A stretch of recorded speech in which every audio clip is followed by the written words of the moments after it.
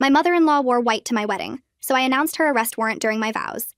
My mother-in-law Brianna arrived at my wedding in a full white ball gown with a cathedral train longer than mine. She walked down the aisle before me, throwing rose petals, wearing a veil, waving at guests like she was the bride. My husband James stood frozen at the altar, his face crimson as she took her seat in the front row, adjusting her train to spread across the entire space. This was her final move in a 6-month campaign to destroy our wedding. She'd called our venue pretending to be me and canceled our booking.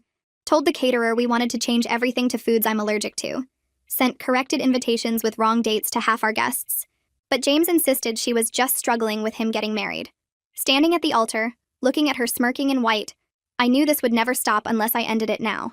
3 weeks earlier, Detective Jason had contacted me. Brianna had been using my identity for 2 years, opening credit cards, taking loans, filing tax returns in my name. They'd built their case and planned to arrest her after our honeymoon to avoid disrupting the wedding. But seeing her in that dress, I decided disruption was exactly what we needed. When the officiant asked if anyone objected, Brianna actually started to stand. That's when I raised my hand. Actually, I have something to say. The crowd murmured. James looked panicked. Brianna, would you please stand? She stood, smiling triumphantly. You look beautiful in white. Is that what you're planning to wear to your arraignment? Her smile froze. What? Detective Jason, are you here? A man in the 3rd row stood. I'd invited him as a +1. Brianna Henderson, you're under arrest for identity theft, wire fraud, and tax evasion. The room exploded. Brianna tried to run, but her ridiculous train caught on chairs.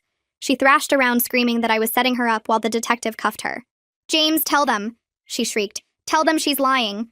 James stood frozen. Mom, what did you do? I did it for you. She's not good enough. I was protecting you. As the detective let her out, I turned to the crowd. There's more. Brianna used the stolen money to hire someone to seduce me. She wanted me to cheat so James would leave me. I played a recording from my phone. Brianna's voice filled the venue. Get her drunk. Get her to your apartment. All you need is one compromising photo. James went pale. His father stood up. I want a divorce, Robert announced. Then he looked at me. I'm sorry I didn't protect you from her. Also, Brianna's been embezzling from my company. That's why Detective Jason is really here. The wedding guests gasped. Then James's Aunt Helen stood. I helped her, Helen confessed, with the identity theft. Brianna promised me half. Another detective I'd invited stood up. Helen, Jason, we need to talk. My maid of honor grabbed the microphone. Anyone else have crimes to confess? Because apparently this is what we're doing now. James's cousin stood. Brianna's been blackmailing me for 5 years. She has photos from when I was a stripper. Makes me pay monthly or she'll send them to my husband's boss. 3 more relatives stood with their own Brianna crime stories. Embezzlement, blackmail, fraud. She'd been running a crime ring using family as accomplices and victims. You knew? James asked me quietly. For 3 weeks. Why didn't you tell me? I tried. You said I was being dramatic. James looked around at his family being arrested, then back at me. My entire family is going to prison. Not all of them. Your dad seems nice. He laughed. Actually laughed. Still want to marry me? There's one more thing. I took a deep breath. I'm pregnant. 8 weeks. Your mother knew. She found the test when she broke into our apartment. That's why she escalated. The room went silent. She broke into our... James stopped, shook his head. Of course she did. Then he took my hands. I don't care if my family's going to prison. I love you. We're having a baby. Can we please get married before someone else gets arrested? Wait! Brianna's voice came through the detective's phone. She'd called from the police car. Check James's birth certificate. Check the date. 8 months after my wedding, not 9. Robert went rigid. Brianna, don't. He's not your son, Robert. You're sterile. You've always been sterile. Everyone turned to stare at James and Robert. I faked the fertility treatments. Brianna continued through the phone. Used a sperm donor. Donor number 447 from Portland Cryobank. James, your real father is some medical student who needed beer money in 1997. Robert collapsed into a chair. James stood frozen. I saved the receipts, Brianna screamed. Check my safe. The combination is your fake birthday, Robert. The detective muted his phone. We'll need to process that as evidence. I looked at my fiancé, who'd just learned his entire parentage was a lie. His mother was a criminal, his father wasn't his father, and he was about to be a dad himself. So, I said, want to skip the reception? James pulled me close. Vegas? Vegas.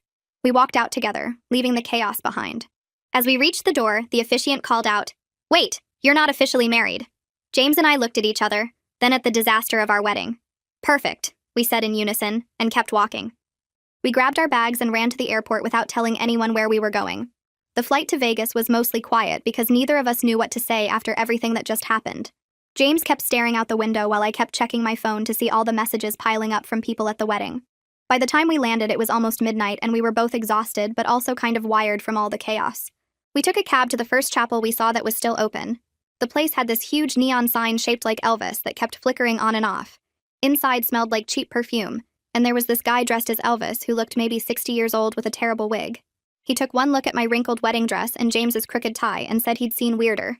I started laughing then, like really laughing, because here we were in this ridiculous chapel after the most insane wedding disaster in history, and it somehow felt more real than the fancy venue we'd spent months planning. The Elvis guy handed us these cocktail napkins and told us to write our vows. James wrote his first and passed it to me. His handwriting was messy, and it just said he promised to face whatever came next with me, and to never let his family's mess destroy what we had. I wrote mine saying I promised to be honest even when it was hard, and to build something better than what either of us came from. We stood there holding hands while Elvis read some standard ceremony stuff from a laminated card. When he got to the part about objections, I actually flinched, but nobody was there to object this time. We said our I do's and Elvis pronounced us married and played a recording of Can't Help Falling in Love on this old stereo. James kissed me, and I felt him shaking a little. We signed the marriage certificate with Elvis and some random woman who worked at the front desk as witnesses. The whole thing took maybe 15 minutes. Walking out of that chapel as actual married people felt surreal after everything that happened at the venue. The hotel room was basic but clean with this view of the strip that was all bright lights and noise. We both collapsed on the bed still wearing our wedding clothes and passed out immediately. When I woke up the next morning, the sun was already high and my phone was buzzing like crazy on the nightstand. I grabbed it and saw 73 missed calls. There were over 200 text messages from people we knew and people we barely knew, and even some numbers I didn't recognize at all. James woke up when he heard me scrolling through everything. His phone was going off too with the same kind of chaos. There were messages from his cousins and aunts and uncles and random friends from college. Some people were asking if we were okay, and others were demanding to know what really happened. A few reporters had somehow gotten my number and wanted interviews. James looked at all the notifications and then just turned his phone completely off. He said we should stay in Vegas for a few more days and hide from everything waiting back home. I agreed right away because the idea of going back and dealing with all those people and questions and the legal mess felt impossible. We ordered room service for breakfast and ate it in bed while watching bad TV. Neither of us talked about Brianna or the arrests or any of it. We just existed in this weird bubble where we were married and alone and didn't have to face reality yet. Later, we walked down the strip and gambled a little and saw a show with acrobats. James held my hand the whole time and I could feel him relaxing bit by bit. That night, we had dinner at this steakhouse and James actually smiled for real when the waiter brought out this huge dessert with sparklers. It felt like we were on an actual honeymoon instead of hiding from a disaster. But I knew we couldn't stay in Vegas forever, and eventually we'd have to go home and deal with everything we left behind. On the second day, my phone rang from a number James didn't recognize. I almost didn't answer, but something made me pick up. It was Elizabeth, and she was crying. She said she'd been so worried about us and nobody knew where we went. She sounded relieved when I told her we were okay and in Vegas. Then she started telling me what happened after we left the venue. Apparently, the whole place descended into total chaos, with guests splitting into groups and arguing about everything. Some people were saying I was a hero for exposing Brianna and standing up for myself. Others were calling me vindictive and cruel for doing it so publicly at my own wedding. A few of James's relatives were threatening to sue me for emotional distress or defamation or something. Elizabeth said she spent 2 hours trying to calm people down, but eventually everyone just left angry and confused. The venue staff had to call security because some guests were yelling at each other in the parking lot. She asked when we were coming home, and I told her honestly that I didn't know yet. She said she understood, and that she'd keep people away from our apartment as much as she could. After we hung up, James asked what she said. I gave him the summary and watched his face get tight when I mentioned his relatives threatening to sue. He said his family always picked Brianna's side no matter what she did. I reminded him that Robert didn't, and that mattered. James nodded, but I could tell he was thinking about all the relationships that were probably destroyed forever because of what happened. The third day in Vegas started quiet with us sleeping late and ordering breakfast again. We were sitting by the hotel pool when James's phone rang. He turned it back on to check messages, and immediately Robert's name popped up. James stared at the screen for a long time before answering. I watched his face while he talked, and it went through about 10 different emotions in 4 minutes. The conversation was clearly awkward and painful from what I could hear. James mostly said, "Yeah," and "okay," and "I understand." When he hung up, he was shaking. He told me Robert said he needed time to process everything, but didn't want to lose James from his life. Robert said the paternity thing was a shock, and he felt betrayed by Brianna. But James was still his son in all the ways that mattered. But then Robert also said he needed space to figure out his feelings and what their relationship would look like going forward. James said it felt like Robert was making their whole father-son relationship conditional on how fast he could get over being lied to for 30 years. I pulled James close and he started crying right there by the pool. He kept saying he didn't know who he was anymore if Robert wasn't really his dad. I held him and let him cry and didn't try to fix it because there was nothing I could say that would make this better. Some older couple at the pool kept staring at us, but I didn't care. After a while, James stopped crying and we just sat there holding each other. He said he wanted to go home even though he was scared of what was waiting. I said we'd face it together just like we promised in our cocktail napkin vows. We flew back 5 days after the wedding disaster happened. The flight home felt heavier than the one to Vegas, even though nothing had changed physically. When our cab pulled up to our apartment building, I saw the news vans right away. There were 3 of them parked on the street with reporters and camera people standing around drinking coffee. James went pale when he saw them. Apparently someone had leaked the whole story to the local media, and now they wanted interviews about the wedding day takedown and Brianna's crimes. One reporter spotted us getting out of the cab and started running over with her cameraman. James grabbed our bags and we basically ran for the back entrance of the building. Our neighbor who lives on the first floor saw us struggling and opened the back door to let us in quick. We thanked him and rushed upstairs to our apartment. Inside felt safe, but also like a trap, because we knew those reporters weren't going anywhere. I peeked out the window and saw them still waiting on the street. James slumped on the couch and said this was going to be our life now.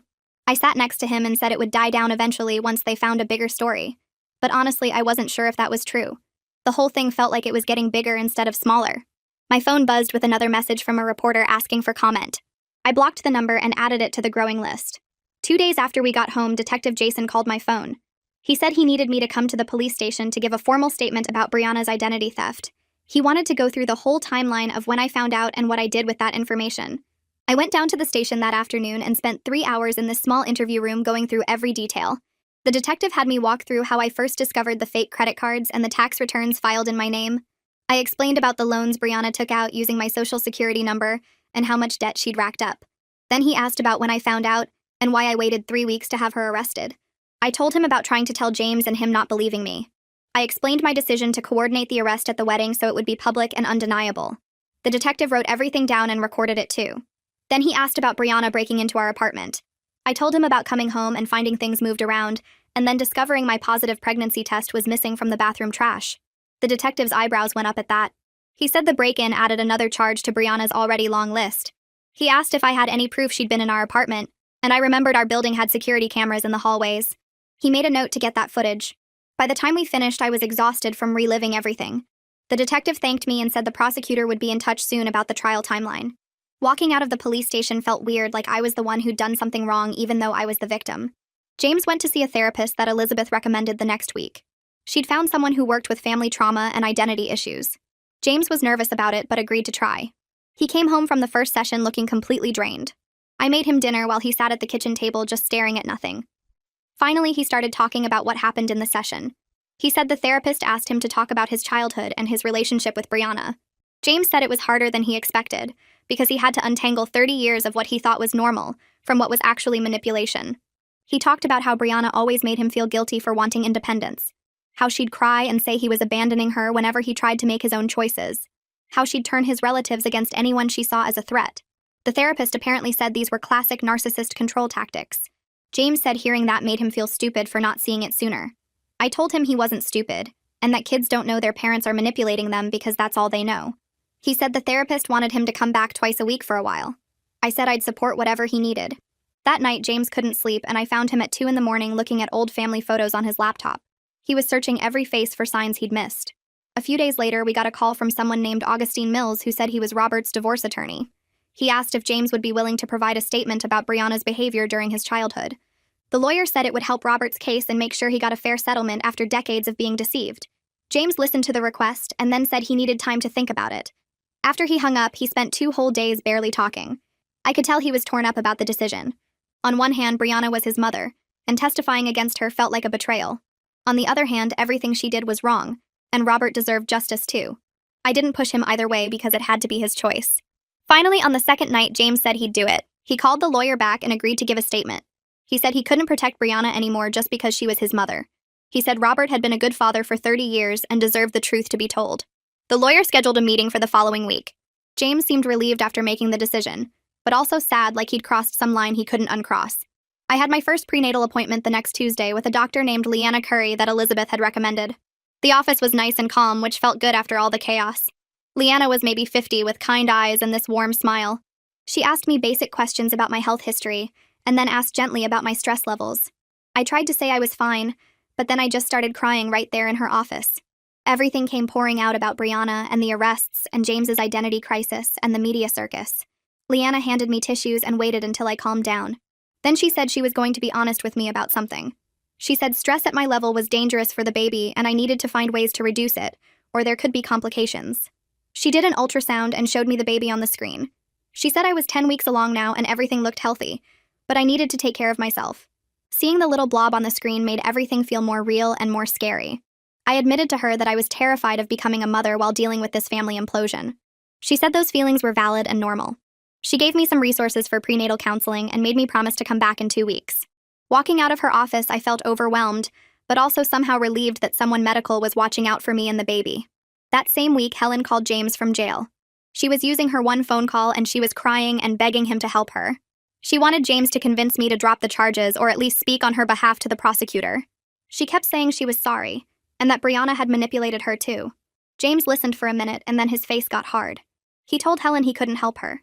He said she made her choices when she helped Brianna steal from me, and now she had to face the results of those choices. Helen started screaming at him through the phone. She said the family would never forgive us for destroying everyone's lives. She said we were selfish and vindictive and that we'd regret this. James told her she was the one who should have regrets. And then he hung up. His hands were shaking after the call ended. I asked if he was okay, and he said no, but he would be. He said he was done being manipulated by people who claimed to love him, but only wanted to use him. That night we ordered pizza and watched a movie and tried to pretend we were just a normal couple expecting their first baby. But we both knew normal was something we might never get back. 2 days after we got back from Vegas, a thick envelope showed up in our mailbox. I pulled it out and saw a law firm's return address, some fancy office in the financial district with multiple partner names. Inside was a letter on expensive paper, the kind that feels heavy and important. Brianna's lawyer wanted to meet with us about a potential plea deal. He wrote that his client was willing to accept responsibility for some charges if we would be willing to show leniency in our victim impact statements. The letter said Brianna could avoid the longest prison sentence with our cooperation, that the prosecutor would take our wishes into account. I read it twice, feeling my stomach turn over. James came home from his therapy appointment and found me sitting at the kitchen table staring at the letter. He picked it up and read it slowly, his lips moving slightly with the words. Then he read it again, then a third time. His face stayed completely blank, that careful, neutral expression he'd been wearing a lot lately. He set the letter down and looked at me with red eyes. What do you want to do? I didn't have an answer. Part of me wanted Brianna locked up forever for what she'd done to us, but another part of me knew James was already torn up enough without me pushing for maximum punishment against his mother. We sat there in silence for probably 10 minutes, just looking at the letter between us on the table. Saturday morning, I woke up to someone knocking hard on our apartment door. James was still asleep next to me, and I checked my phone to see it was barely 8 in the morning. I pulled on a robe and went to the door, looking through the peephole. Robert stood in the hallway holding 2 coffee cups from the shop downstairs. He looked terrible. His hair was messy, his eyes had dark circles under them, and his shirt was wrinkled like he'd slept in it. I opened the door, and he gave me this apologetic smile. I'm sorry for showing up like this. I should have called first. James heard voices and came out of the bedroom in his pajama pants, squinting at the light. Robert held up the coffee cups like a peace offering. We all ended up at our kitchen table, the 3 of us drinking coffee in this uncomfortable silence that felt thick enough to touch. Robert kept opening his mouth like he wanted to say something, then closing it again. James stared at his coffee cup. I felt like I should leave them alone, but also didn't want to abandon James if this went badly. Finally, Robert cleared his throat. I've been thinking about your first steps. You were 10 months old and you pulled yourself up using the coffee table. Brianna screamed for me to come watch and I ran in from the other room with the video camera. You took 3 steps toward me and then fell on your butt and laughed. James's eyes got wet, but he didn't say anything. Your first word was ball. Not mama or dada, just ball. You were obsessed with this red rubber ball and you'd point at it and yell ball over and over until someone threw it for you. Robert's voice cracked a little. First day of school you cried and held onto my leg and I had to pry your fingers off so the teacher could take you to your classroom. I sat in my car in the parking lot for 20 minutes afterward because I was crying too. James started crying for real now, tears running down his face. Robert was crying too, wiping his eyes with his hand. None of those memories feel less real now. Not a single one. You're my son. I chose you every single day and I'd choose you again. James stood up so fast his chair scraped loud against the floor. Robert stood up too and they just grabbed each other in this tight hug, both of them shaking and crying. I got up and went to the bedroom to give them privacy, closing the door and sitting on the bed listening to them talk in low voices for the next hour. Elizabeth came over the following Tuesday to help me deal with the wedding gifts. Despite everything that happened at the ceremony, people had shipped us presents. Boxes kept arriving with registry cards and congratulations notes like nothing weird had happened at all. We sat on the living room floor surrounded by packages, and Elizabeth started opening them while I wrote thank you notes. She pulled out a set of matching towels with our initials embroidered on them, and we both just started laughing. It was this dark, slightly hysterical laughter because my mother-in-law was sitting in jail, and here we were opening towel sets. "This is so messed up," Elizabeth said, holding up a blender. "People sent us kitchen appliances while watching multiple arrests happen at our wedding. We kept opening boxes, serving dishes, picture frames, a fancy coffee maker, sheet sets, normal wedding gifts for the least normal wedding in history." Elizabeth got quiet after a while and then asked if I regretted how I handled everything. I thought about it while folding tissue paper. I don't regret exposing Brianna. She was destroying our lives and she wasn't going to stop. But I didn't fully think through what it would do to James.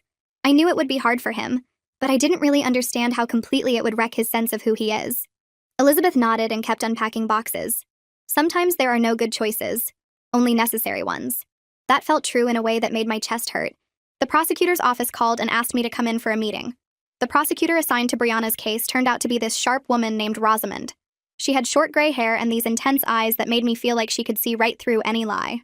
We sat in her office and she laid out folders full of evidence on her desk.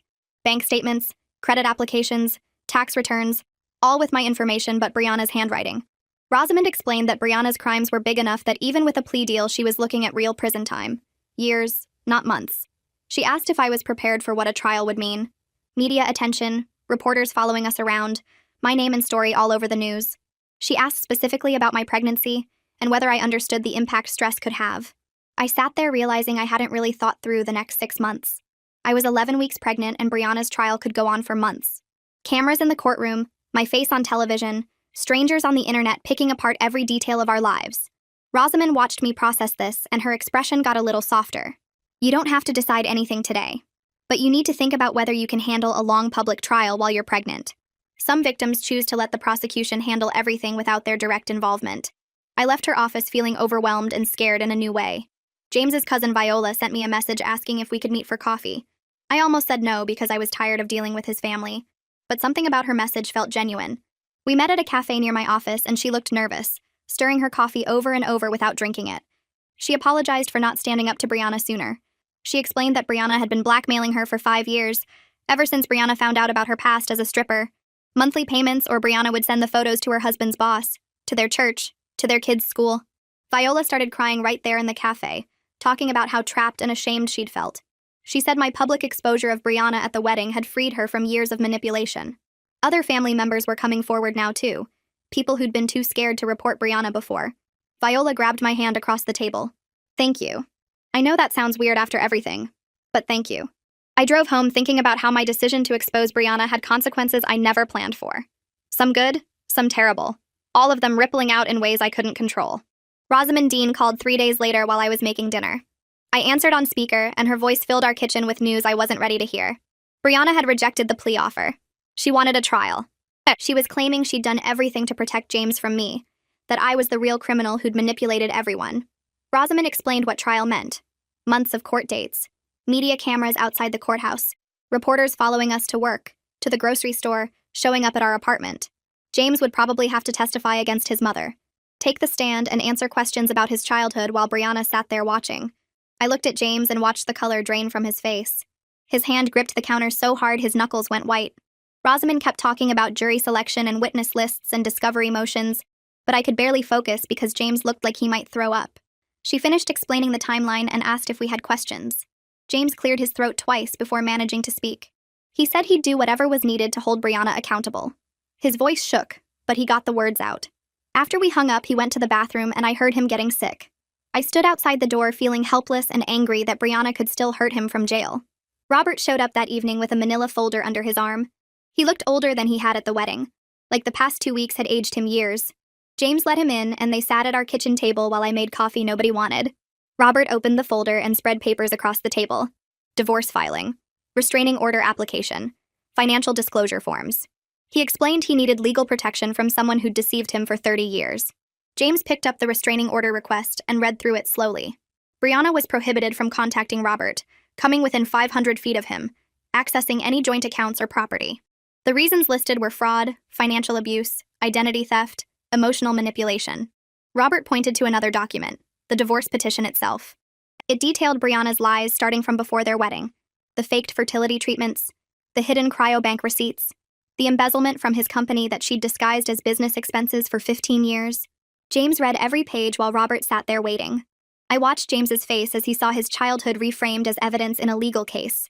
The family vacations Brianna had paid for with stolen money, the private school tuition she'd funded through fraud, birthday parties and Christmas presents bought with Robert's embezzled funds. When James finished reading, he stacked the papers neatly and pushed them back across the table. He told Robert he understood. Robert asked if James was okay, and James laughed, a bitter sound that hurt to hear. He said he didn't know what okay meant anymore. I called my parents the next morning and asked them to come over. They arrived within an hour, my mother carrying a casserole and my father looking worried. We sat in the living room and I explained what I needed. They couldn't bash Brianna in front of James. I knew they were angry. I knew they wanted to defend me. But James was processing too much already. My mother set down her coffee cup hard enough that it rattled. She said Brianna had tried to destroy me, had stolen my identity, had hired someone to seduce me. How was she supposed to pretend that was okay? I told her she didn't have to pretend anything was okay. I just needed her to focus on supporting us instead of attacking James's family. My father asked quietly if we were safe. The question caught me off guard. I realized I hadn't fully considered whether Brianna might retaliate from jail. She'd already smuggled out one phone call during her arrest. What else could she do? My mother saw my face and grabbed my hand. She said they'd do whatever I needed. She'd bite her tongue about Brianna. She'd focus on the baby and our future. But she made me promise to call the detective and ask about safety precautions. After they left, I sat there thinking about all the ways Brianna could still reach us even from behind bars. The letter arrived in our mailbox 4 days later. Plain white envelope, no return address. James's name written in handwriting I didn't recognize. He opened it at the kitchen table while I was doing dishes. I heard him suck in a breath and turned to see him staring at the page. Brianna's handwriting covered both sides in tight, angry script. Another inmate must have mailed it for her. James read it once, his face getting paler with each line. Then he stood up and carried it to the sink. He turned on the burner and held the letter over the flame until it caught. We watched it burn, black ash curling and falling into the sink. The smoke alarm started beeping and I opened a window while James ran water over the remains. He said he was done being manipulated by her words. She'd written that she'd done everything out of love, that I'd poisoned his mind against her, that he'd regret choosing me over his mother.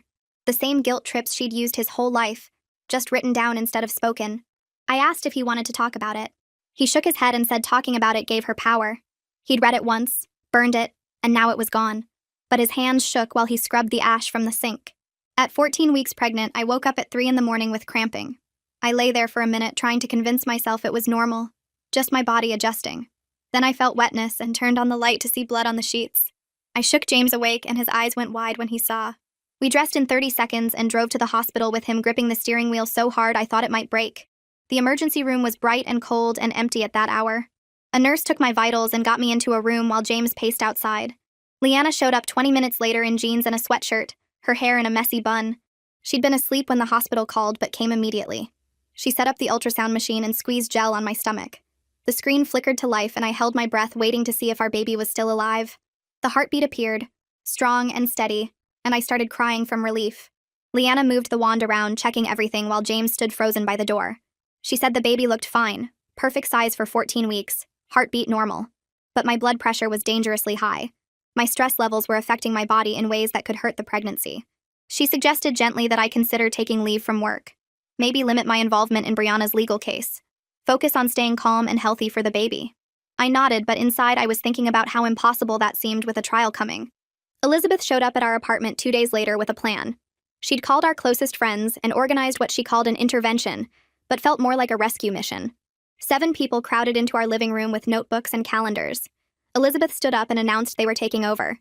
We weren't going to the grocery store anymore. Someone else would shop. We weren't cooking. They had a meal rotation schedule. We weren't running errands or dealing with media or handling anything that wasn't absolutely necessary. They'd created a system to shield us from the chaos.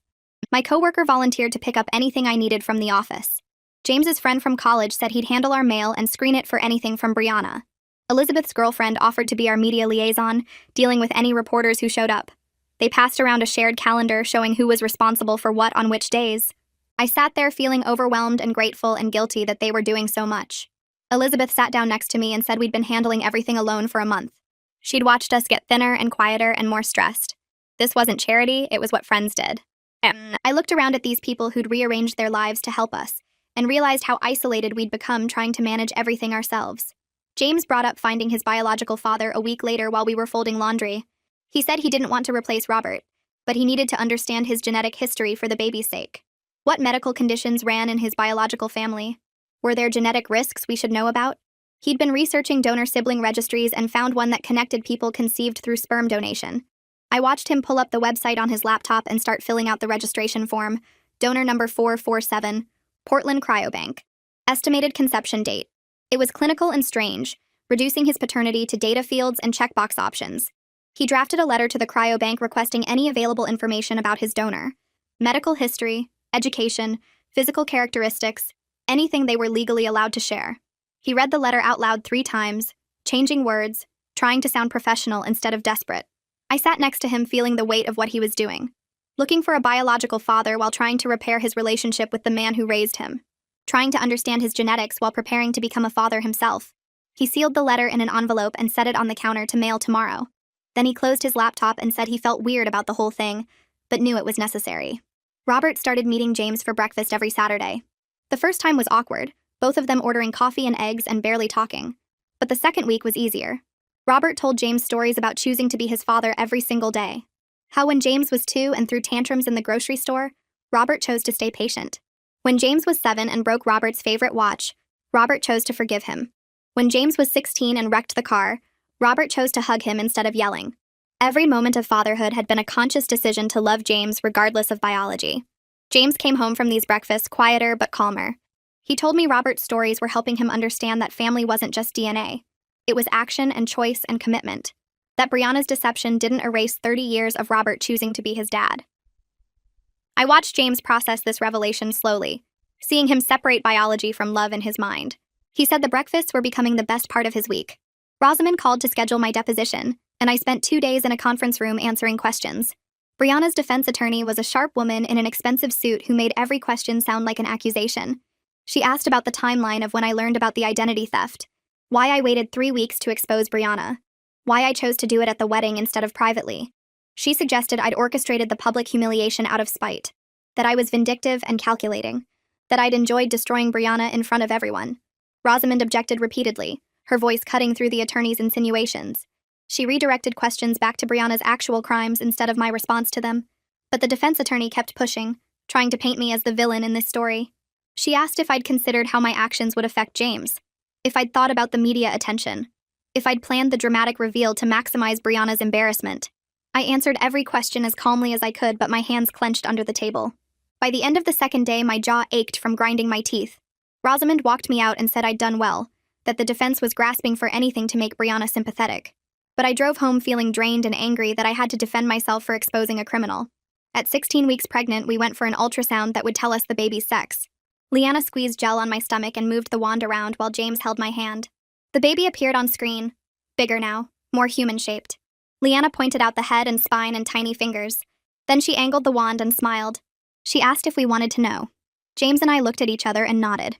Leanna told us, and James started crying immediately, tears running down his face while he stared at the screen. I squeezed his hand and felt my own eyes getting wet. We decided right there not to tell anyone else yet. This was ours to hold privately for a while. Leanna printed extra ultrasound photos, and James tucked them carefully into his wallet. When we got home, he put one on the refrigerator with a magnet. He stood there looking at it for a long time. Then he said he was overwhelmed by becoming a father while still processing his own complicated parental relationships. I wrapped my arms around him from behind, and we stood there together looking at the grainy black and white image of our baby. A reminder of what we were building together despite everything trying to tear us apart. Viola called on a Tuesday evening and asked if we wanted to come to a support group meeting she'd found. She said it was for family members dealing with people who had narcissistic personality disorder. James hesitated when I told him about it, his hand freezing on the remote control. He asked if we really needed that, if therapy wasn't enough already. I reminded him that his therapist had mentioned support groups might help. He stared at the TV for a long minute before nodding and saying he'd try it once. The meeting was Thursday night in a church basement with folding chairs arranged in a circle. 8 people sat around drinking coffee from styrofoam cups. Viola waved us over and introduced us to the group leader, a woman in her 50s who explained how the meetings worked. Everyone shared their stories if they wanted to. No one had to talk if they weren't ready. James sat rigid in his chair, his knee bouncing up and down. A man across the circle talked about his mother calling his workplace to spread lies about him. A woman described how her sister stole her identity and maxed out credit cards in her name. Another person shared about being blamed for everything that went wrong in their parents' life. James's knee stopped bouncing. He leaned forward slightly, listening harder. When it was his turn to share, he said his name and that his mother had just been convicted of multiple crimes, including identity theft against his wife. His voice cracked, saying it out loud to strangers. The group nodded with understanding, not judgment. After the meeting ended, 3 people came up to talk to James privately. They shared their own stories of mothers who manipulated and controlled. One man said it took him 5 years to stop feeling guilty for setting boundaries. James drove us home in silence, his hands tight on the steering wheel. When we got to our apartment, he collapsed on the couch and said he felt exhausted, like he'd run a marathon. I sat next to him and he put his head on my shoulder. He said it helped knowing other people understood the confusion and guilt, that he wasn't crazy for feeling torn between anger and sadness, that other people had survived this and built normal lives afterward. Rosamond called the next week with news about Brianna's trial date. It was set for 3 months away, which she said was actually fast given how backed up the court system was. I did the math in my head while she talked. 3 months meant I'd be 28 weeks pregnant when I testified. Very pregnant. Visibly, obviously pregnant, standing in front of a jury talking about my mother-in-law's crimes. I thanked Rosamond and hung up, then immediately called Leanna's office to ask about the physical demands of testifying while that pregnant. The nurse said she'd have Leanna call me back. Leanna called during her lunch break and asked how long I'd potentially be on the stand. I told her probably a full day, maybe 2 days depending on cross-examination. She went quiet for a moment before saying, that was a lot of sitting and stress at that stage of pregnancy. She asked about my blood pressure, which had been slightly elevated at my last appointment. I admitted the stress wasn't helping. She said she'd write a letter to the court if needed, but trials rarely got postponed for witnesses. That evening, James and I talked about whether to ask Rosamond if the trial could be delayed. He pointed out that Brianna would stay in jail longer if we delayed, which felt like its own kind of justice. But I worried about my health and the baby's health. We called Rosamond and asked about the possibility of postponement. She sighed and said the court schedule was packed for months. Any delay would likely push the trial into next year, which meant Brianna's lawyer would file motion after motion trying to get evidence thrown out. It meant more months of legal limbo and stress. She said the choice was ours, but recommended moving forward as scheduled. James looked at me and I looked at my small bump, and we both knew we didn't want this dragging into next year.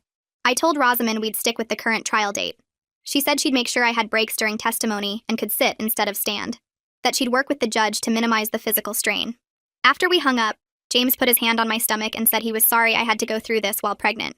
I told him it wasn't his fault, but we both knew that didn't make it easier. Robert called James on Saturday morning asking for help with something. He said he'd sold the house and bought a condo closer to our apartment. He wanted James to come see it and help set up a room. James agreed, and we drove over that afternoon. The condo was smaller than the house, but brighter, with big windows and clean white walls. Robert had barely unpacked, boxes stacked everywhere. He led us to a second bedroom and said he wanted to make it a nursery for when the baby visited. James stopped in the doorway, his eyes getting wet. Robert had already bought a crib still in its box and several cans of paint in soft colors. He asked what color we thought would work best. I suggested a light green that would work for any baby. Robert nodded and opened the paint cans while James stood there trying not to cry. We spent the afternoon painting, covering the walls in smooth green strokes. Robert told stories about painting James's nursery 30 years ago, how Brianna had insisted on a specific shade of blue and made him repaint it 3 times, how she'd controlled every detail of their lives even then. James asked if Robert had noticed the control back then, or if it seemed normal. Robert said it seemed normal at the time because it was all he knew, that looking back now he could see the patterns clearly. We finished the first coat and started assembling the crib, following instructions that made no sense. Robert and James argued good-naturedly about which piece went where. They laughed when they had to take apart a section they'd put together wrong. By evening, the room looked almost finished, just needing a second coat of paint. Robert ordered pizza, and we ate sitting on his living room floor surrounded by boxes. He asked about baby names and nursery plans for our apartment. James talked about the furniture we'd picked out and the mobile Elizabeth had bought us. Robert listened and smiled, looking more relaxed than I'd seen him since the wedding. When we left, Robert hugged James and said he was glad they were building new memories in a space Brianna had never touched. James cried in the car on the way home, but this time they were good tears.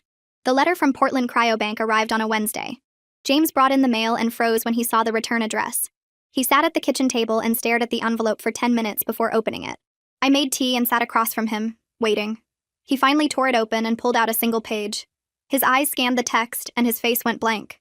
The letter contained limited information about donor number 447, a medical student in 1997, 24 years old at the time of donation, 6 feet tall, brown hair, blue eyes, blood type O positive, no major health conditions.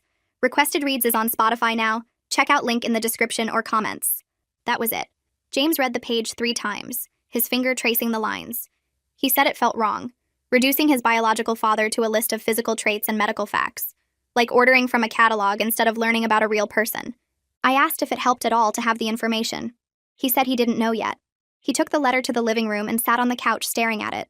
I left him alone, knowing he needed space to process. An hour later, I found him still sitting there, the letter on his lap. He said he kept trying to picture this person, this medical student who needed money, whether he looked like James, whether they had similar interests or personalities, whether the man ever thought about the children he'd helped create. I sat next to him and he leaned against me. He said the clinical description made it harder somehow, not easier, that he'd hoped for something more personal, some detail that would make his biological father feel real. Instead, he had height and hair color and nothing else. He folded the letter carefully and put it in his desk drawer. Said he needed time before deciding what to do with the information, whether to try finding the man or just let it be a list of facts in a drawer. I told him there was no rush, that he could take all the time he needed to figure out what he wanted. Helen's trial ended when I was 18 weeks pregnant.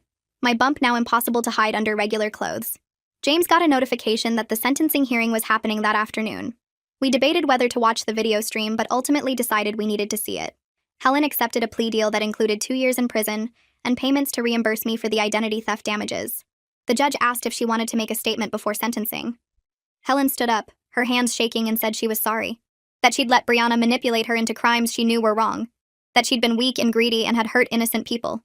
She looked directly at the camera and apologized specifically to me and James for her role in everything. Said she understood if we never forgave her, but wanted us to know she regretted her choices. The judge sentenced her and court adjourned. James closed the laptop and sat back in his chair. I asked how he felt, and he said he didn't know. That he expected to feel angry or sad or something. But instead he felt nothing. Just empty. That worried him more than if he'd had a strong reaction. His therapist later told him that numbness was normal after months of emotional overload. That his brain was protecting itself from more pain. But James said it felt wrong to watch his aunt go to prison and feel nothing at all. Like Brianna had broken something inside him that used to work. I reminded him that healing wasn't linear.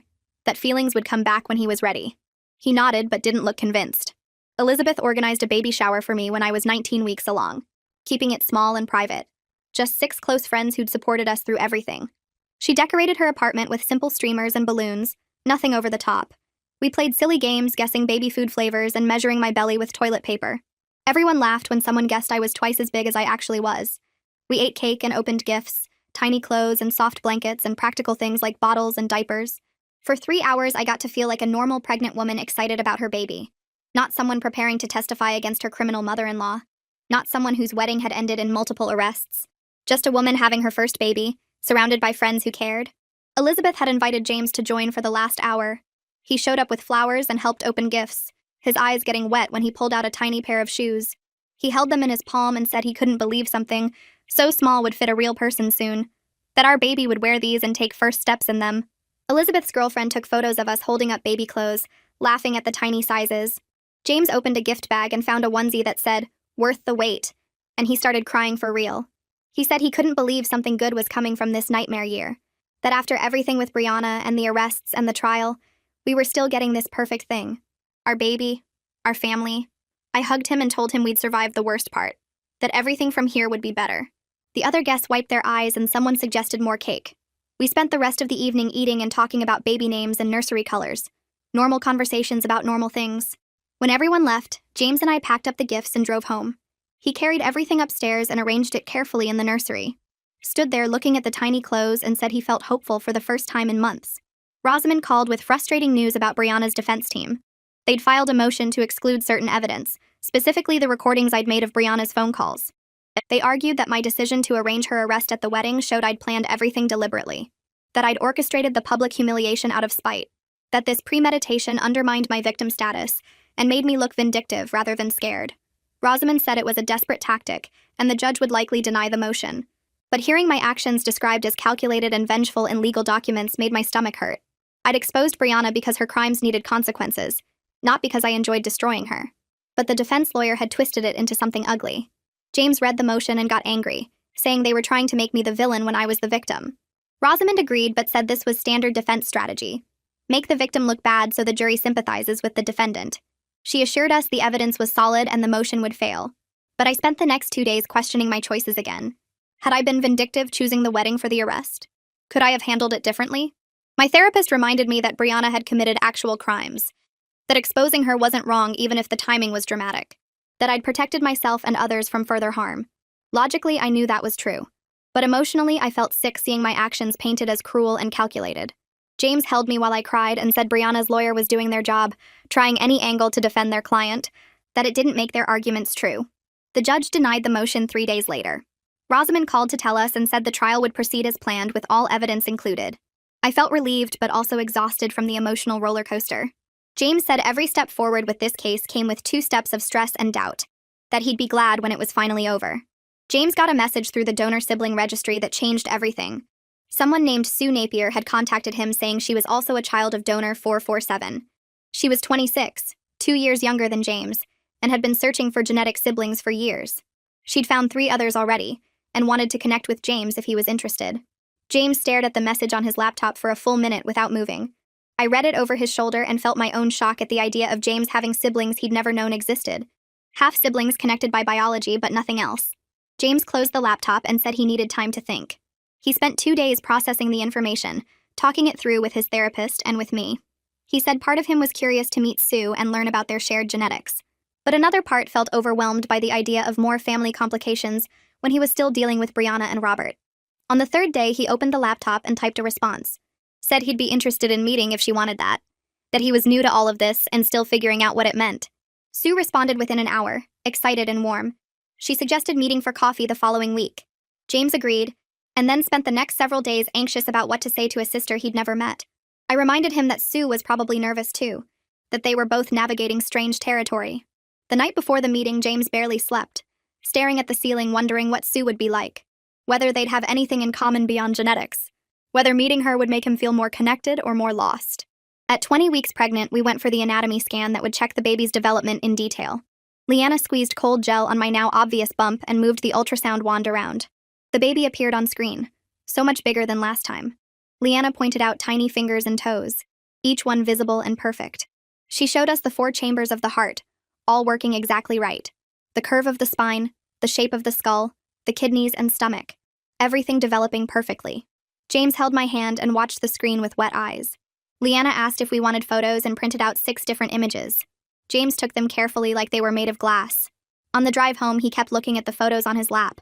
When we got to our apartment, he put one on the refrigerator with a magnet, stood there staring at it. Then he said quietly that he was scared of messing this up, of passing on his family's problems to our baby, of being a bad father because he didn't know how to be a good one. I wrapped my arms around him from behind and told him that being afraid of repeating patterns meant he was already breaking them. That awareness was the first step, that he'd spent months in therapy working through Brianna's manipulation specifically so he wouldn't repeat it. He turned around and hugged me tight, his hand on my bump. Said he wanted to be the kind of father Robert had been to him, present and loving and honest. Not perfect, but trying. I told him that was exactly the kind of father our baby needed. We stood there holding each other in front of the refrigerator, looking at the ultrasound photo of our tiny perfect baby who would be here in 4 months. Robert and James had their first real fight since the paternity revelation on a Sunday afternoon. They were at Robert's condo finishing the nursery when James mentioned he'd been contacted by a half-sister through the donor registry. Robert went quiet and asked if James planned to meet her. James said yes. He wanted to understand his genetic background. Robert asked if James was planning to find donor 447 too. James said maybe eventually, if the man was willing. Robert's face changed, anger flashing across it. He asked if James was trying to replace him. James said no, that wasn't what this was about. Robert said it felt like replacement, that James was looking for a real father to replace the fake one. James got angry then too, saying Robert had no right to be upset when he'd never questioned Brianna's lies. That Robert had let Brianna deceive him for 30 years without ever pushing back. Robert said that wasn't fair, that Brianna had been a master manipulator. James said Robert should have protected him better, should have seen through her lies sooner. They yelled at each other in the half-finished nursery, both saying things they didn't mean. Finally, Robert sat down hard on the floor and said he was scared, that he'd spent 30 years being James's father, and now he was terrified of losing that. James sat down next to him and said he was scared too. That meeting Sue didn't mean Robert mattered less. That biology and choice were different things, and choice mattered more. Robert wiped his eyes and said he knew that logically, but emotions weren't logical. James admitted he was angry that Robert had been so passive with Brianna for so long, that if Robert had stood up to her sooner, maybe things would have been different. Robert said he was sorry, that he'd failed James by not seeing Brianna clearly. They sat on the floor of the nursery surrounded by paint cans and baby furniture. Both apologized for the things they'd said in anger. Robert said he'd support James finding his biological father if that's what James needed. James said he needed time to figure out what he wanted, but that Robert would always be his dad regardless. They hugged awkwardly on the floor, then stood up and finished assembling the changing table, working side by side in comfortable silence, building something good together despite the complicated feelings underneath. A week after we finished the nursery, James told me Sue had reached out again. She wanted to meet for coffee. He looked at me like he needed permission, so I told him to go. He left the apartment fidgety and came back 3 hours later looking lighter than I'd seen him in months. Sue was a graphic designer, he said. Funny and easy to talk to. They'd discovered they both drummed their fingers in the same pattern when thinking. Both ordered coffee with too much sugar. Both had this habit of tilting their heads the same way when listening. James sat on our couch describing these tiny similarities like they were miracles. He said it felt weird to have instant connection with a stranger, while every conversation with Robert required so much work. I understood what he meant, but it made me sad for Robert. Biology gave James and Sue common ground without effort. Choice meant Robert had to fight for every inch of their relationship now. Brianna's trial started on a Tuesday morning 3 weeks later. I was 22 weeks pregnant, my belly obvious enough that strangers asked when I was due. James and I arrived at the courthouse early to avoid the cameras, but media vans already lined the street. Detective Jason met us at a side entrance and walked us through security. The courtroom filled up fast. Family members sat scattered through the rows, some glaring at us, others nodding support. Robert sat in the back by himself looking tired. Elizabeth saved us seats in the third row. Brianna entered in an orange jumpsuit, her hair pulled back severe, no makeup. She looked smaller than I remembered. Her eyes found my stomach immediately and stayed there for a long moment. I couldn't read her expression. Anger, maybe. Or regret. Or something else entirely. Rosamond Dean stood to give her opening statement. She walked the jury through 2 years of identity theft. Credit cards opened in my name. Loans I never applied for. Tax returns filed with my information. She described Brianna's embezzlement from Robert's company, the blackmail of Viola and others, the attempt to sabotage our wedding, the hiring of someone to seduce me. Rosamond's voice stayed calm and factual, but every detail sounded worse laid out in order like that. She painted Brianna as someone who manipulated and controlled everyone around her for years. A calculated criminal, not a protective mother. Brianna's lawyer objected twice, but the judge overruled both times. I watched the jury's faces. Some looked shocked, others disgusted. One woman in the front row kept shaking her head. When Rosamond finished, Brianna's lawyer stood for his opening. He talked about a devoted mother who made mistakes trying to protect her son from a manipulative woman. He said Brianna's actions came from love, not greed. That she was scared of losing James. The jury looked less convinced by his version. I testified on day 2. Walking to the witness stand made my legs shake. The bailiff swore me in, and I sat down trying to look calm. Rosamond asked me to describe discovering the identity theft. I walked through Detective Jason's first call, the shock of learning Brianna had been using my information for 2 years. I explained seeing the credit card statements, the loan applications, all with my name and social security number. Rosamond asked why I waited 3 weeks to have Brianna arrested. I said I wanted to coordinate with the detective to make sure the case was solid. That I didn't plan to do it at the wedding until I saw Brianna walk down the aisle in white. My voice stayed steady through most of it. Then Brianna's defense lawyer stood for cross-examination. He asked if I resented Brianna for opposing my relationship with James. I said no. He asked if I wanted revenge for her attempts to break us up. I said I wanted justice for crimes she committed. He suggested I orchestrated the public arrest out of spite. That I enjoyed humiliating Brianna in front of everyone she knew. I told him I made a choice to protect myself and hold her accountable. He kept pushing, implying I was vindictive and calculating. Rosamond objected several times. My hands shook holding the water glass, but I kept my answers short and factual.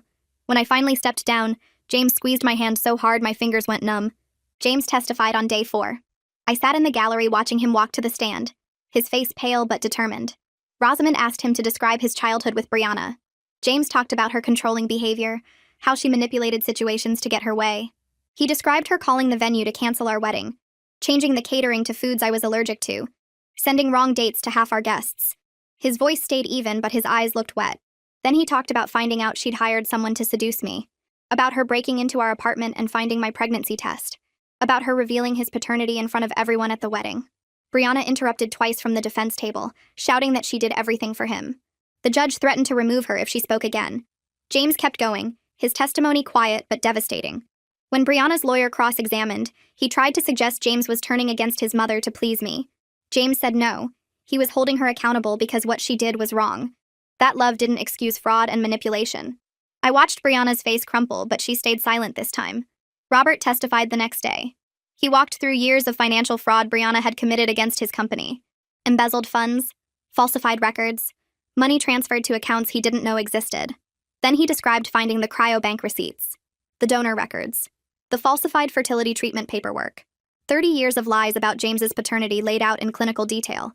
His voice never wavered, but I saw his hands grip the edge of the witness box. Brianna's lawyer tried to paint him as a bitter ex-husband exaggerating her crimes. But Robert had brought documentation, bank statements, medical records, donor registry confirmations, every claim backed by paper proof. The jury looked at the evidence folders stacked on the prosecutor's table. Robert's calm delivery made everything more believable. When he finished, Brianna stared at him with pure hatred. Viola testified about 5 years of blackmail. She described Brianna finding photos from when she worked as a stripper to pay for college. Brianna's threats to send them to Viola's husband's boss. The monthly payments Viola made to keep her quiet. Viola cried on the stand talking about living in constant fear. 3 more family members testified after her with similar stories. An uncle Brianna blackmailed over a DUI. A cousin she manipulated into helping her commit tax fraud.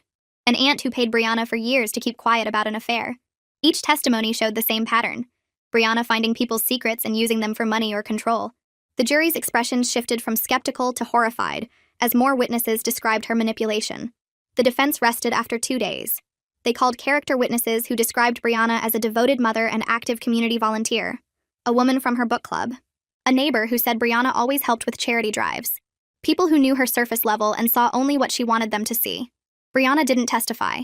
Her lawyer must have decided putting her on the stand would hurt more than help.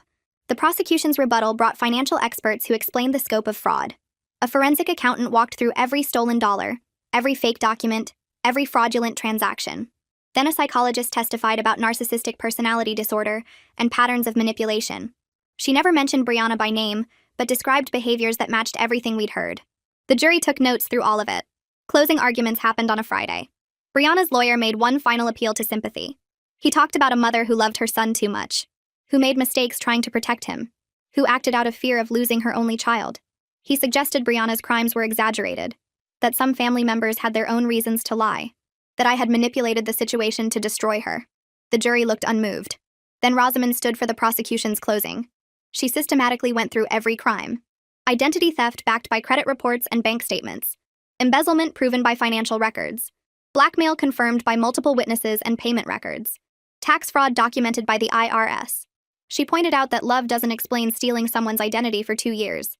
That protection doesn't require hiring someone to seduce your son's fiancé. That fear doesn't justify blackmailing family members. Her voice stayed calm, but every word landed hard. The jury went out to deliberate at 2 p.m. We waited in a conference room the prosecutor's office let us use. James paced. Robert sat staring at nothing. Elizabeth brought coffee nobody drank. 6 hours later, the bailiff called us back. The jury had reached a verdict. The courtroom felt smaller when we filed back in. Brianna was already seated at the defense table, her face blank. The jury foreman stood when the judge asked if they'd reached a verdict. Guilty on count 1, identity theft. Guilty on count 2, wire fraud. Guilty on count 3, tax evasion. Guilty on count 4, embezzlement. Guilty on every single count. The courtroom erupted. Some family members cheered. Others burst into tears. Brianna sat frozen, her face white. James gripped my hand so tight I felt my bones shift. I looked back and saw Robert in the last row with tears running down his face. The judge banged her gavel calling for order. She scheduled sentencing for 2 weeks later. Brianna's lawyer requested bail pending sentencing. The judge denied it. As they led Brianna out in handcuffs, she looked at James one more time. He looked away. We left through a side exit to avoid reporters. James made it to the parking garage before throwing up next to a concrete pillar. I rubbed his back while he heaved, my own stomach churning. I was 23 weeks pregnant, exhausted, my lower back screaming from 2 weeks of hard courtroom benches. Elizabeth pulled her car around and drove us home. None of us spoke during the ride. James stared out the window. I held his hand. Robert had driven separately, but texted asking if we were okay. James didn't respond. We got home, kicked off our shoes, and collapsed into bed fully clothed. Elizabeth let herself out quietly. We slept for 14 hours straight, too drained to process anything. When I woke up, James was already awake staring at the ceiling. Neither of us said anything for a long time. 2 weeks crawled by after the guilty verdict. James and I moved through our apartment like ghosts, avoiding news coverage and unplugging the phone when reporters kept calling. My pregnancy belly grew more obvious, pushing against my shirts, a constant reminder of why we had to keep moving forward. I drafted my victim impact statement on our laptop, deleting and rewriting sentences dozens of times, trying to find words that captured what Brianna had stolen from me. James read over my shoulder sometimes but never offered suggestions, just squeezed my shoulder and walked away. The morning of sentencing arrived cold and gray, matching my mood. I put on the same black dress I'd worn to the trial, now tighter across my stomach. James wore his suit and kept checking his reflection in the mirror, straightening his tie over and over. Robert met us outside the courthouse, looking older than he had 2 weeks ago, new lines carved around his eyes. We walked through security together, none of us speaking, and found seats in the packed courtroom. Brianna was already at the defense table in an orange jumpsuit, her hair pulled back without makeup, looking nothing like the woman who'd worn a wedding dress to destroy my ceremony. The judge called the hearing to order and asked if anyone wanted to make victim impact statements. I stood up, my legs shaking, and walked to the front. My prepared statement was 3 pages, printed in large font so I could read it even if my hands trembled. I started reading, my voice coming out smaller than I expected, talking about discovering the credit cards opened in my name, the loans I never took out, the tax returns filed with my information. I described the violation of having my identity stolen, my privacy invaded, the constant fear that my financial life was ruined before I even turned 30. My voice shook worse when I talked about the pregnancy, about the stress affecting my baby, about Brianna breaking into our apartment and finding my positive test. I looked up from the paper and stared directly at Brianna, wanting her to see my face, to understand the real damage she'd caused. She stared back with blank eyes, no emotion visible, like I was describing someone else's crimes. I finished reading and walked back to my seat, James gripping my hand so tight my fingers went numb. The judge asked if anyone else wanted to speak, and James stood up without letting go of my hand. He had to pull his fingers free from mine to walk to the front, and I saw him wiping his palms on his pants before picking up his own statement. He started reading about growing up with a mother who manipulated everyone, who controlled every situation, who made him doubt his own perceptions of reality. His voice cracked when he talked about learning his paternity was a lie, about discovering that his entire identity was built on deception. He had to stop twice to breathe, tears running down his face, and I saw several people in the jury box wiping their own eyes. James talked about choosing to break the cycle for his own child, about refusing to pass on the patterns of manipulation and control. Brianna suddenly stood up, her chair scraping loud against the floor, and started shouting that she did everything for him, that she was protecting him, that I was the real villain. The judge banged her gavel and ordered Brianna removed from the courtroom. 2 bailiffs had to physically drag her out while she screamed James's name over and over. The courtroom went silent after the doors closed behind her, everyone staring at the empty defense table. James finished his statement in a quieter voice, talking about how he was choosing love over fear, honesty over control, building a family based on trust instead of lies. He walked back to his seat and collapsed next to me, his whole body shaking. The judge took a 10-minute recess and we sat in the hallway outside while the lawyers conferred. Robert bought us water from a vending machine and we drank it without talking, too drained for words. When we filed back in, Brianna was seated again at the defense table, her lawyer's hand on her arm like a warning. The judge read the sentence in a calm, measured voice. 8 years in prison with possibility of parole after 5. Restitution payments to all victims for financial damages. Mandatory psychological counseling throughout her sentence and after release. The sentence was significant, but not the maximum, and I felt a weird mix of relief and disappointment sitting in my chest. Part of me wanted her locked away forever, and part of me just wanted this whole nightmare to end. James leaned close and whispered that no sentence would feel adequate because what she stole couldn't be measured in years or dollars. He was right, but hearing the judge say 8 years still felt like something solid, a boundary drawn around Brianna's ability to hurt us anymore. Robert took us to dinner at a quiet restaurant across town, away from the courthouse and the reporters who'd tried to follow us. We sat in a back booth and ordered food none of us really wanted, pushing pasta around our plates. Robert raised his water glass and said we should toast to moving forward despite the scars Brianna left on all of us. James and I lifted our glasses and clinked them together, the sound small and fragile. Robert cleared his throat and announced he was dating someone, a woman named Claire he'd met at a support group for divorce recovery. He said she was kind and patient, and she knew his whole complicated story about Brianna's deception and the paternity revelation. James asked questions about Claire, genuinely interested, and I watched Robert's face light up talking about her. He looked younger when he smiled, less burdened, and I realized we were all slowly learning that Brianna's damage didn't have to define what came next. We could build new things from the wreckage, make different choices, create families based on what we chose instead of what we were born into. The dinner felt almost normal. 3 people sharing a meal and making plans, and I held on to that feeling like a life raft. At 26 weeks pregnant, I finally felt ready to focus on preparing for the baby instead of legal proceedings. James and I spent a Saturday morning at a furniture store, picking out a crib and a changing table and a rocking chair for the nursery. We argued about paint colors, me wanting soft yellow and James insisting on light green, until we compromised on a pale cream that looked good with both our choices. Robert had bought us the crib as a gift, a beautiful wooden one that cost more than our monthly rent, and James spent Sunday afternoon assembling it while I painted the walls. We bickered about furniture placement, whether the changing table should go near the window or near the door. Normal couple disagreements that felt refreshing after months of crisis mode. I stepped back to look at the finished nursery, cream walls and wooden furniture and soft light coming through the curtains, and felt the first real spark of excitement about becoming a mother. James came up behind me and put his hands on my belly, feeling the baby kick against his palms, and we stood there together imagining the life we were building. Sue reached out the next week, inviting us to meet 2 other donor siblings she'd connected with through the registry. James spent the whole drive to the coffee shop nervously tapping his fingers on the steering wheel, asking me what he should say, how he should act, whether meeting genetic half-siblings was weird or normal. I told him it was both and that was okay. The coffee shop was crowded and loud, and Sue waved us over to a corner table where 2 other people sat waiting. Daniel was 32, a teacher from Seattle with James's same blue eyes and sharp jawline. Keisha was 29, a nurse from Sacramento with the same quick smile and nervous hand gestures. They spent 3 hours talking, comparing photos of themselves as kids, laughing at shared mannerisms they'd never known came from donor genetics. James came home that night energized, talking nonstop about how Daniel had the same weird habit of cracking his knuckles before making decisions, how Keisha organized her thoughts the same way James did when he was stressed. He said it felt like finding pieces of himself scattered across the country in strangers who somehow felt like family, despite having no shared history. I listened and asked questions, watching him piece together a new understanding of where he came from, who he was built from, what parts of himself were choice and what parts were just biology. A week later, donor 447 reached out through the registry. James stared at the email for 20 minutes before opening it, his finger hovering over the mouse. The message was short and careful, introducing himself as Guillermo Salas, now a 51-year-old doctor in Portland. He said he'd donated sperm in medical school to pay for textbooks and rent, never expecting to hear from any biological children. He was willing to meet James if James wanted that, but he made it clear he didn't expect or want to replace Robert, that he understood his role was biological, not parental. James read the email out loud 3 times, his voice getting quieter each time. He spent the next 2 days agonizing over whether to respond, torn between curiosity about his genetic background and loyalty to Robert.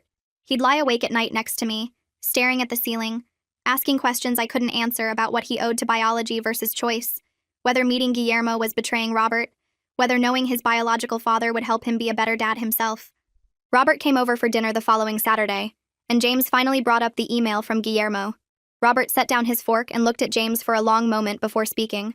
He said that meeting Guillermo didn't threaten their relationship, that he was secure enough now to understand James needed answers about his biological origins.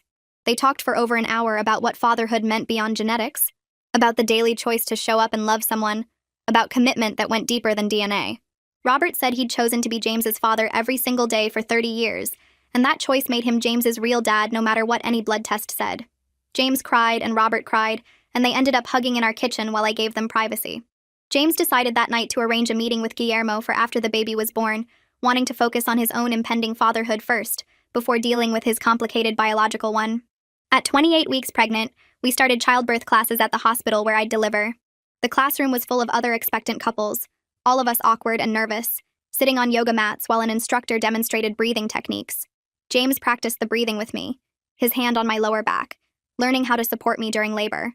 Being surrounded by other pregnant women made our situation feel almost normal for the first time in months, like we were just another couple preparing for a baby instead of people recovering from a family implosion. The instructor asked everyone to share their support system, and James talked about Robert and Elizabeth and our friends who'd carried us through this nightmare year. His voice was full of genuine gratitude, and I realized we'd built something strong from the broken pieces, a chosen family that showed up when biology failed us. 2 days later, a letter arrived from Brianna. James held the envelope for a full minute before opening it, checking the return address twice like he didn't trust what he was seeing. The letter inside was 3 pages long, handwritten in Brianna's neat script. I read over his shoulder while he read it out loud. For the first time, it actually sounded like a real apology instead of manipulation. Brianna acknowledged what she'd done, took responsibility for her crimes without making excuses, and said she was in therapy working on understanding her behavior.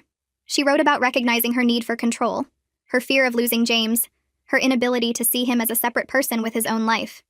James read it twice, his face skeptical, and I could see him trying to figure out if this was another manipulation or genuine growth.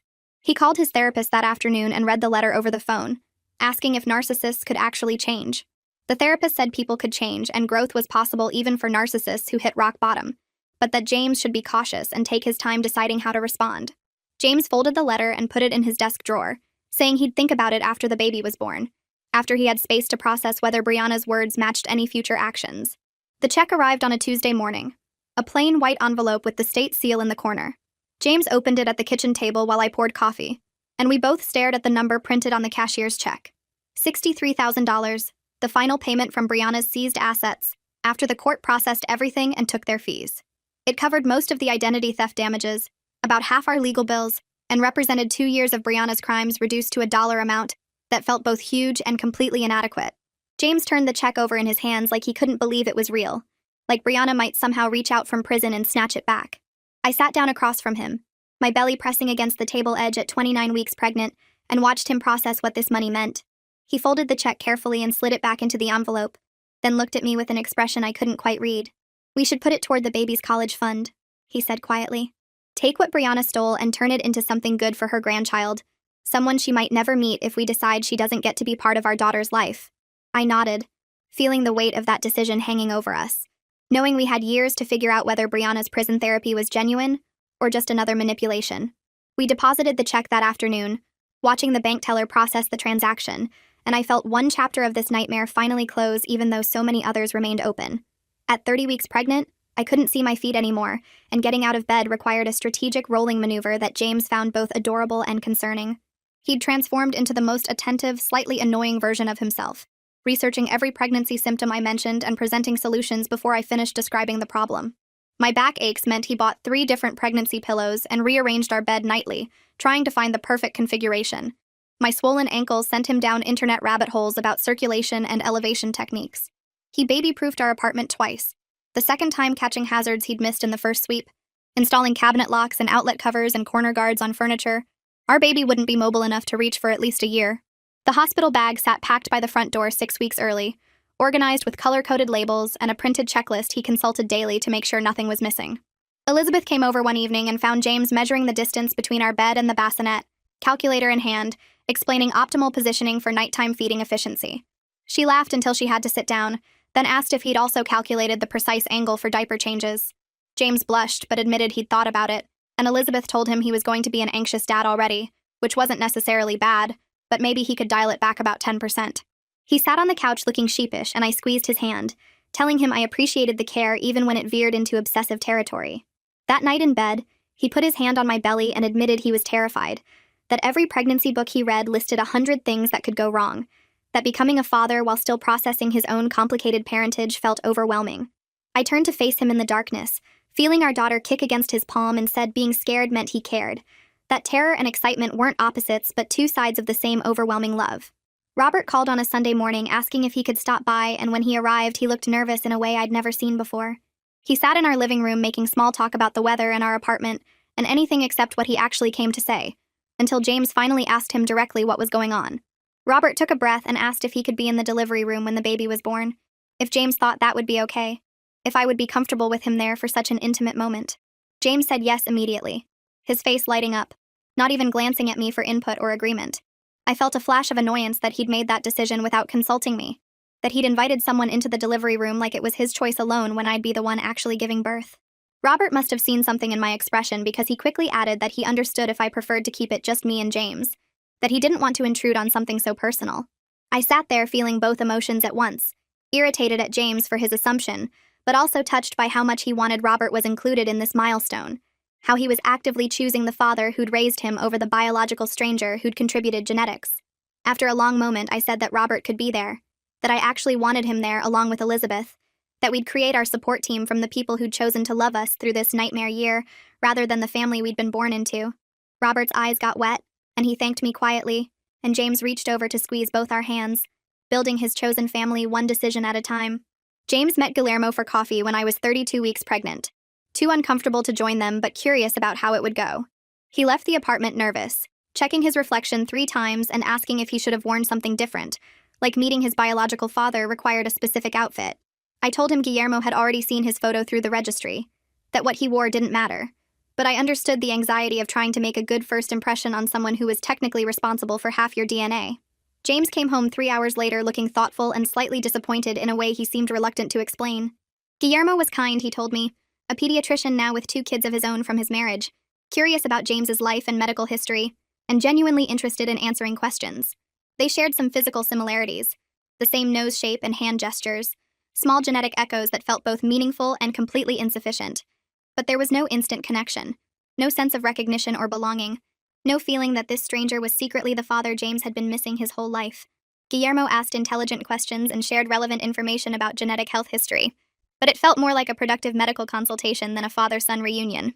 James sat on our couch looking at photos Guillermo had shared of his kids, James's genetic half-siblings, and said it was good to meet him and understand his biological background, good to have answers about where certain traits came from, and what health issues to watch for.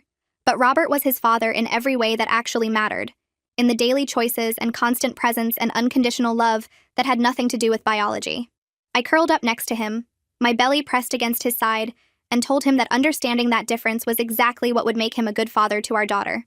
Viola invited us to a family gathering at her house 2 weeks later, a dinner for everyone who'd supported us through Brianna's trial and chosen accountability over blind loyalty. James was nervous about seeing extended family after everything that had happened, worried about awkward conversations and people taking sides, but I convinced him we needed to start rebuilding connections with the relatives who'd stood by us. We arrived to find Viola's house full of people, maybe 15 family members who'd either testified against Brianna or publicly supported the prosecution, all of them navigating the same complicated feelings about turning against one of their own. Viola hugged us both at the door and thanked me again for having the courage to expose Brianna, saying my public confrontation had freed multiple people from years of manipulation and fear.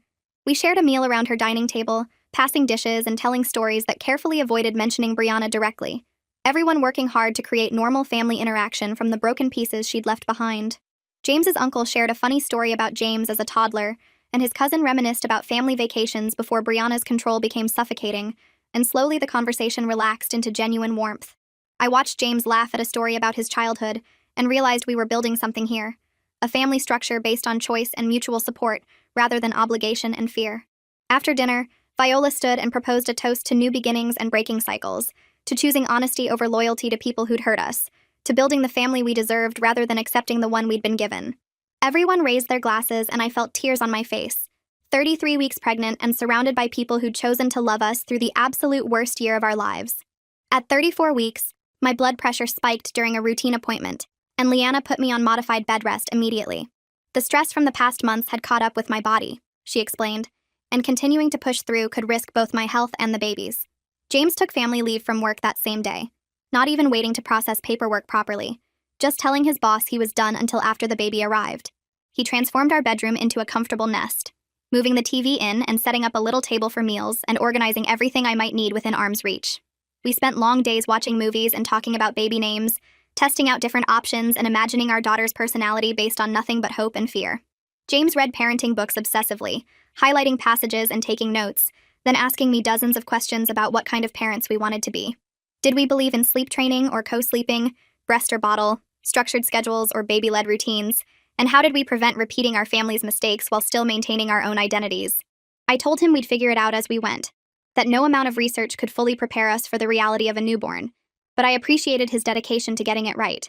He brought me meals in bed and helped me to the bathroom and rubbed my swollen feet while we debated whether our daughter would be artistic like him or practical like me.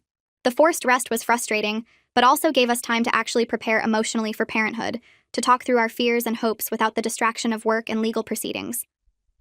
Robert came over one afternoon carrying a cardboard box he'd saved from the house before selling it, James's childhood belongings he couldn't bear to throw away. They spent hours on our living room floor sorting through photos and report cards and art projects, James holding up each item and asking Robert to tell him the story behind it. Robert remembered everything, the context for every photo and the circumstances of every milestone, 30 years of active fathering contained in a box of mementos. James showed me pictures of himself as a baby, pointing out the nose that came from Guillermo and the eyes that matched neither Robert nor Brianna, genetic markers of his complicated origins. But the memories themselves belonged entirely to Robert, the man who'd chosen to be his father every single day regardless of biology. James found his baby book with Robert's handwriting documenting first words and first steps, careful notes about his personality and preferences, evidence of devoted attention that had nothing to do with shared DNA. He looked at Robert with tears in his eyes and said he was finally making peace with having two fathers in different ways, that biology and choice both mattered, but choice mattered more, that Guillermo gave him genetic information, but Robert gave him everything else. They hugged, surrounded by scattered childhood photos, and I watched from the couch with my hand on my belly, hoping our daughter would always feel this kind of chosen, committed love. Elizabeth threw us a second baby shower now that the legal nightmare was over, this one bigger and more celebratory than the small gathering we'd had months ago. She invited everyone who'd supported us, filling her apartment with friends and family bearing gifts and advice and genuine excitement for our daughter's arrival. James teared up during a game where people shared parenting wisdom, listening to Robert talk about James's first steps, and the pride of watching him grow into a good man. Sue showed up with a gift from all James's genetic half-siblings, a photo book they'd made together showing their families and lives, a record of the genetic family James hadn't known existed a year ago. She shared a funny story about her own childhood that made everyone laugh, and I realized we were building something completely new here, a family structure assembled from broken pieces that somehow fit together better than the original.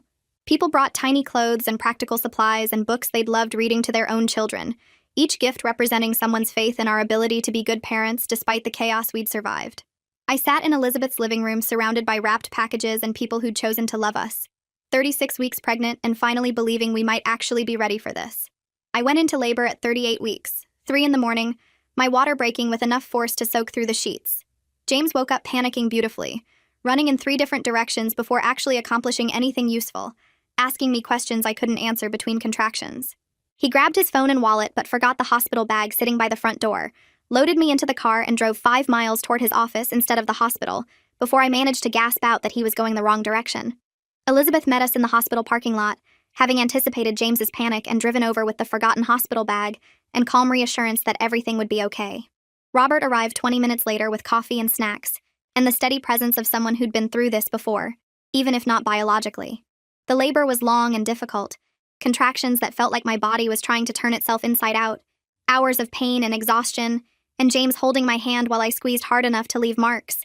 But I was surrounded by people who'd chosen to love us through the worst year of our lives, Robert on one side, and Elizabeth on the other, and James right in front of me, and that made every contraction more bearable, knowing I wasn't alone in this.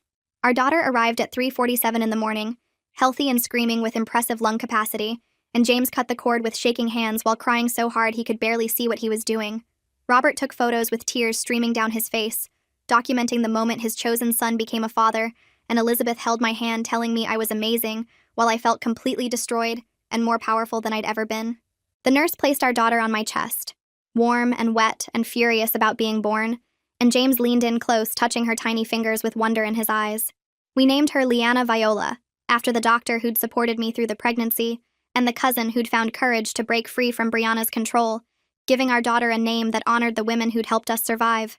James held her carefully, terrified he'd do something wrong, and whispered promises about being the father she deserved, about breaking cycles and choosing love and never making her feel like she had to earn his affection. Robert stood behind him with his hand on James's shoulder, 3 generations of chosen family in one room, and I watched them through exhausted tears, knowing we'd built something good from the absolute wreckage of the worst wedding day in history. The next morning, I woke to find James already awake, standing beside the plastic hospital bassinet where Liana slept. He lifted her carefully, supporting her tiny head the way the nurses had shown him, and settled into the chair by the window. Morning light caught the tears on his face as he looked down at her, this perfect small person who'd just entered his complicated world. He started talking to her in a voice so quiet I almost couldn't hear, telling her about the grandmother she might never meet, the woman in prison who'd stolen and manipulated and destroyed so much. He explained about Robert, the grandfather who chose every single day to be his father, despite learning the truth about genetics and lies. He told her about Guillermo, the medical student who donated biology but nothing else, who gave James his height and eye color but not one memory or bedtime story or scraped knee bandaged with love. His voice broke when he promised her he'd be different, that he'd choose honesty even when it hurt, that he'd show love through actions, not just words, that she'd never have to guess whether she was wanted or valued or enough. I stayed still, pretending to sleep, letting him have this moment with his daughter. 3 days later, we brought Leanna home to an apartment that looked nothing like we'd left it. Elizabeth had organized everything while we were at the hospital, coordinating friends to fill our fridge with meals and our living room with flowers. Cards covered the kitchen counter from people who'd supported us through the absolute disaster of the past year. James carried Leanna inside like she might shatter, moving so carefully through the door, and placed her in the crib Robert had assembled and positioned by our bedroom window. Robert arrived that evening with more food and baby supplies we hadn't thought to buy. Practical things like extra burp cloths and diaper cream. He washed his hands twice before reaching for Leanna, his movements gentle and uncertain as he held his granddaughter for the first time outside the hospital chaos. The look on his face as he stared down at her, this tiny person who shared no DNA with him but everything that mattered, confirmed what we'd been learning all year. Family wasn't about biology or blood or genetic matches from cryobanks. It was built through choice and commitment, and showing up even when everything fell apart. Brianna's crimes had brought us to this moment, to this small apartment filled with people who'd chosen to love us through the worst. But those crimes didn't define what we were building. We were exhausted and scared and had no idea what we were doing with this helpless infant who needed everything from us. But we were also genuinely happy for the first time since the wedding disaster, holding something good we'd made from the wreckage. And that's how it ends. I love stories that make us stop for a second and think, if this one did that for you, I'd call it a success.